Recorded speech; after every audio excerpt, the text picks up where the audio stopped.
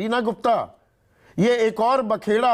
आम आदमी तो सरकारी कर्मचारी ये कार्यक्रम देखते हुए अपना सिर खुजला रहा होगा कि मैं कहां फंसा और क्यों फंस गया, और आप लोगों के चक्कर में फंस रहा है वो। देखिए संदीप जी, ये पूरे डिस्कशन से ये तो क्लियर हो गया है कि इस देश में पैसे की कोई कमी नहीं है, सिर्फ नीयत की कमी है। अगर भारतीय जनता पार्टी के पास पैसे की कमी होती तो जो अपने पूंजीपति दोस्तों का इन्होंने कर्जा माफ किया है वो ये ना करते। अब आप ये कह रहे हैं कि सरकारी कर्मचारी जो अपनी जिंदगी के 25-30 साल इस देश को आगे बढ़ाने के लिए लगाते हैं और उनको जब वो रिटायर हो रहे हैं, आप कह रहे हैं कि हम आपको पेंशन नहीं दे सकते क्योंकि हमारे पास पैसा नहीं है। जब किसान अपना हक मांगते हैं, नहीं, रिटायर होने पर पैसा नहीं दे सकते ऐसा नहीं कह रही है, गलत बयानी नहीं रीना। वो ये कह रहे हैं कि आप ओल्ड पेंशन स्कीम लागू करोगे और उसकी एवज में जो एनपीएस में थे ओपीएस में आ रहे हैं उनका पैसा मांग रहे हो, हम नहीं दे सकते। संदीप जी देखिए, सरकारी कर्मचारी जो है उसको मार्केट से कम सैलरी मिलती है। एक बहुत बड़ा कारण सरकार के लोग सरकारी नौकरी में अप्लाई करते हैं, उसका कारण है कि आपको एक अच्छी, आपको पता है जब आप रिटायर होंगे आपको एक ठीक ठाक पेंशन मिलेगी। अब हम क्या सिग्नल दे रहे हैं कि हम चाहते ही नहीं कि बढ़िया टैलेंट जो है वो सरकार में आए। अगर बढ़िया टैलेंट सरकार में नहीं आएगा, आप देश को कैसे आगे बढ़ा के लेके जाएंगे? तो ये यूरेका मूवमेंट 2004 के बाद 2022 में क्यों हो रहा है? 18 साल बाद विपक्ष को समझ आ रहा है। कांग्रेस ने तो बाकायदा लागू की, इसके लिए प्रोत्साहित किया राज्यों को कि हमें ज्वाइन कीजिए, एनपीएस ज्वाइन कीजिए। ये सडन यूरेका मूवमेंट 2022 में क्यों आई?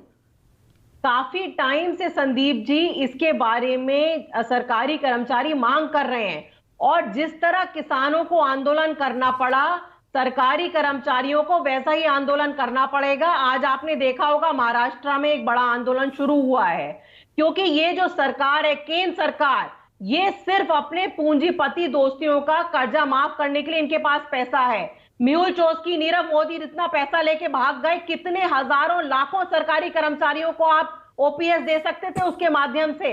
और जैसा आपने बिल्कुल ठीक कहा, एमपी एमएलए को डबल ट्रिपल एमएलसी बन जाते हैं, फिर एमपी बन जाते हैं, एमएलए बन जाते हैं, सबको पेंशन मिलती है। वो सबको पेंशन देने के लिए आपके पास पैसा है, लेकिन जब सरकारी कर्मचारी अपने हक का मांग कर रहा है तो आप कह रहे हैं कि नहीं, हमारे पास ओल्ड पेंशन स्कीम लगाने का पैसा नहीं है। कानून में ही प्रावधान नहीं है, साफ कर दिया है वित्त मंत्री ने कि पीएफआरडीए 2013 का जो कानून है उसमें है ही नहीं प्रावधान, पैसा कैसे दे दे? कानून कौन बदलेगा? कानून तो केंद्र सरकार जब चाहती है तब बदल देती है, जब इनकी मर्जी होती है तब कानून बदल देती है। तो ये सरकारी कर्मचारियों को टेक्निकलिटी में फंसाने की बजाय आपको इसका हल ढूंढना पड़ेगा।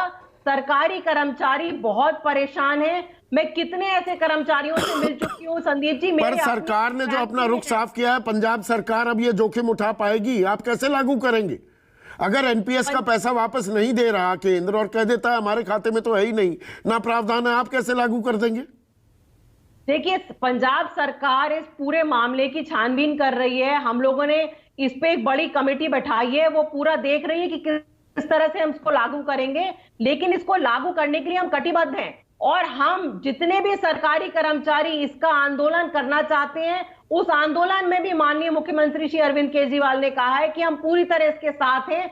जैसे इन्होंने कृषि के काले कानून इनको वापस लेने पड़े, ये भी इनको वापस लेना पड़ेगा संदीप जी, क्योंकि पूरे देश में सरकारी कर्मचारी बहुत परेशान है।